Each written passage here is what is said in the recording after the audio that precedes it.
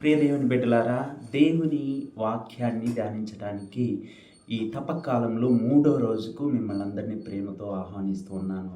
ఈనాటి దివ్య గ్రంథ పఠనాల ఆధారంగా మొదటి పఠనము యెషయా గ్రంథము 58వ అధ్యాయము 1 నుంచి 9 వరకు, మరియు మత్తయి సువార్త 9వ అధ్యాయం 14వ వచనం నుండి 15వ వచనం వరకు మనం చదువుకుంటున్నాము. ఈ రెండు పట్టణాలు కూడా ఉపవాసం గురించి మాట్లాడుతున్నాయి.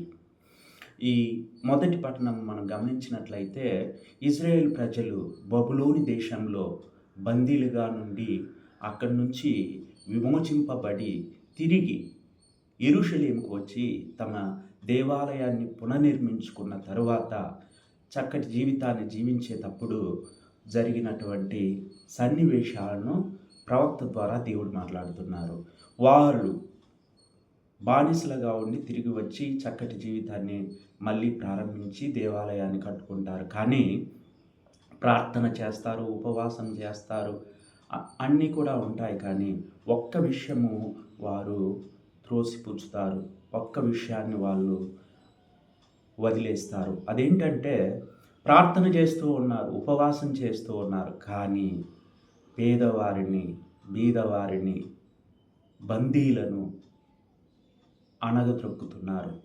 ఇక్కడ ప్రార్థన చేస్తున్నారు, ఉపవాసం చేస్తున్నారు, బయటికి వెళ్ళిన తర్వాత గొడవ పడుతున్నారు, కొట్లాడుతున్నారు. ఈ విధంగా ఉన్నప్పుడు అక్కడ ఉన్నటువంటి దేవుడు ప్రవక్తను పిలిచి, నువ్వు గట్టిగా ఏడ్చి నా సందేశాన్ని వారికి చెప్పు అని చెప్పినప్పుడు ప్రజలు ప్రవక్తతో మాట్లాడడం, చూడు మేమంతా ఉపవాసం ఉంటున్నాము, కానీ దేవుడు మాకెందుకు బదులు ఇవ్వట్లేదు అని చెప్పినప్పుడు, మీరు చేసే ఉపవాసం ఇదా?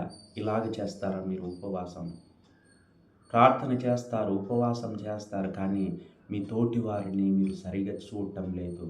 ఇది ఎక్కడి ఉపవాసం? ఈ ఉపవాసాన్ని నేను త్రోసిపుచ్చుతానని దేవుడు తెలియజేస్తున్నాడు.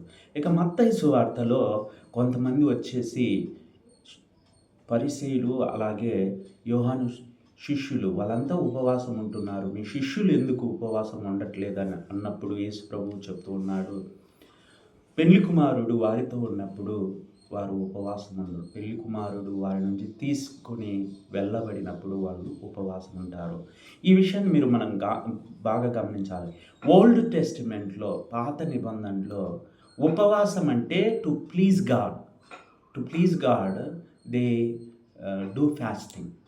కానీ కొత్త నిబంధనలో ఉపవాసానికి నిర్వచనం వేరుగా యేసు ప్రభు ఇవ్వటం మనం చూస్తున్నాం. అదేంటంటే, ఉపవాసం అంటే దేవుని కోసము ఎదురు చూడటము, ఉపవాసం అంటే దేవుని కోసము ఆశపడటము.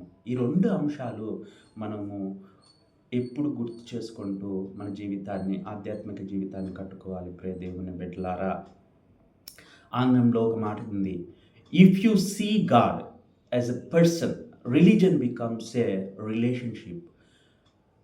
మనం చాలాసార్లు పరలోకము, హెవెను ఇవన్నీ మాట్లాడతాము, కానీ పరలోకం చేరటం అంటే ఏంటి, అలాగే దేవునితో ఉండడం అంటే ఏంటంటే endless relationship with God, boundless Joy with God. అదే మనకు హెవెన్, అదే మనకు పరలోకం అనేది గుర్తు చేసుకుంటూ ఉపవాసం ఎక్కడ, ఎలా మనం చేయాలి అనేది ఒకసారి ధ్యానించుకోవాలి. Where there is less kindness maybe in your life, where there is less love maybe in your life, where there is less generosity maybe in your life. It's a time of revival, it's a time of renewal. కొంచెం ప్రేమ చూపడంలో, కొంచెము ఆదరణ చూపడంలో, కొంచెము సహాయపడటంలో మన ఉపవాసాన్ని మనం కనపరచాలని ఈ రెండు పట్టణాలు మనల్ని హెచ్చరిస్తూ ఉన్నాయి.